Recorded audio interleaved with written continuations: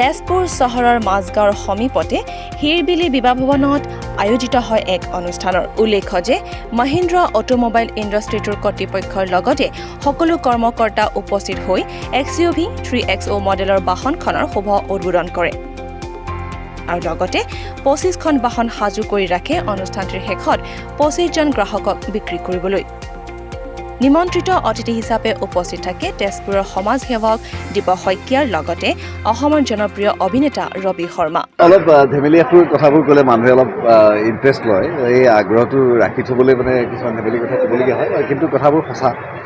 যে মই এতিয়া নন টেকনিকেল মানুহ গাড়ীৰ বিষয়ে মই বৰ বিশেষ নাজানো মই কেৱল গাড়ী এখন চলাওঁ মোৰ জীৱনত গাড়ীখনৰ প্ৰয়োজনীয়তা ইমানখিনি যে মই গাত বৰষুণ ৰ'দ নপৰাকৈ এঠাইৰ পৰা এঠাইলৈ যাওঁ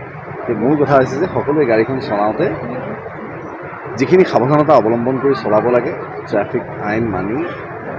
নিজৰ ছেফটিৰ কাৰণে আমি আটাইবোৰ ছেফটি ফিচাৰ চাই থাকোঁ আমি আটাইবোৰ ছেফটি ফিচাৰ জানো আটাইৰ আগত চব কথা কওঁ কিন্তু ছিট বেল্টৰ কথা নকওঁ যিয়ে আমাৰ আচলতে প্ৰাণ ৰক্ষা কৰে গতিকে সেই ক্ষেত্ৰত আটাই সজাগ হ'ব লাগে তেতিয়া গাড়ীৰ আজি যিটো চেল হৈছে এই চেলটোত আমি সমানে আমি ফূৰ্তি কৰিব পাৰিম যদি আটাইবোৰ যিয়ে গাড়ীবোৰ লয় তেওঁলোক যাতে কুশলে থাকে সুৰক্ষিত হৈ থাকে আৰু দ্বিতীয় কথা জীৱনক মই গাড়ীখনৰ লগত একে বুলি কৈছোঁ এইকাৰণেই কাৰণ মই জোৰকৈ গাড়ী চলাই চালোঁ লাহে লাহে যোৱা মানুহজন আৰু মোৰ মাজত পাৰ্থক্য মাত্ৰ 10 বা 15 মিনিটৰ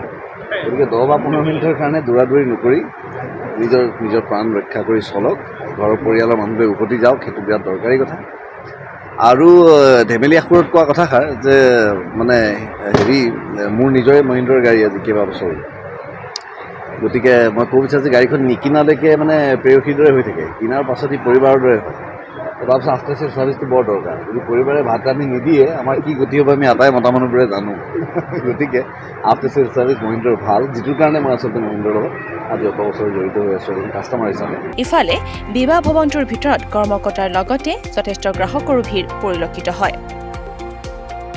মহিন্দ্ৰাৰ এই নতুন বাহনখন ৰবি শৰ্মাই উদ্বোধন কৰাৰ লগতে তেওঁৰ জনপ্ৰিয় ছবি ৰঘুপতিৰ গীত সকলোৱে উপভোগ কৰে এই সন্দৰ্ভত ৰবি শৰ্মাই অনুষ্ঠানটিৰ বিষয়ে আৰু আগন্তুক এখন অসমীয়া ছবিৰ বিষয়ে কি কয় শুনোৱা হওক ৰুদ্ৰখন এখন নতুন ছবি পৰিচালনা কৰিছে ৰূপক গগৈ প্ৰয়াত পুলক গগৈ ডাঙৰীয়াৰ সন্তান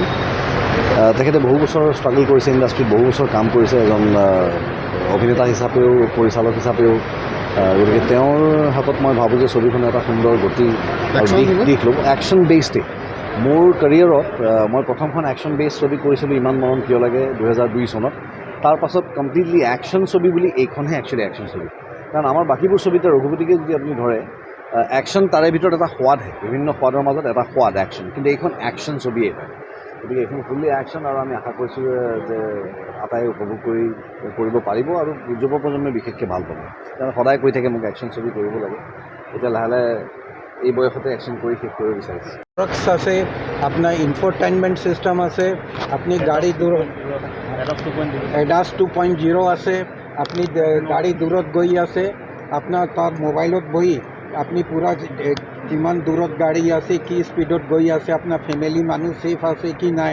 আপুনি চব জিনিস ফিচাৰ্ছ আপোনাৰ দূৰত ঘৰতে বহি আপুনি ফিচাৰ্ছবিলাক চব চাব পাৰে it is called the technology artificial and ফিচাৰত চব যেনেকুৱা কম্পিউটাৰ আহি গ'ল যেনেকুৱা আপোনাৰ মোবাইল আহি গ'ল এতিয়া প্ৰত্যেক ক্ষেত্ৰত আৰ্টিফিচিয়েল ইণ্টেলিজেন্সিটো AI কয় এইটো আহি আছে তেজপুৰৰ পৰা বিশ্বজ্যোতি কলিতাৰ ৰিপৰ্ট দি নৰ্থ ইষ্ট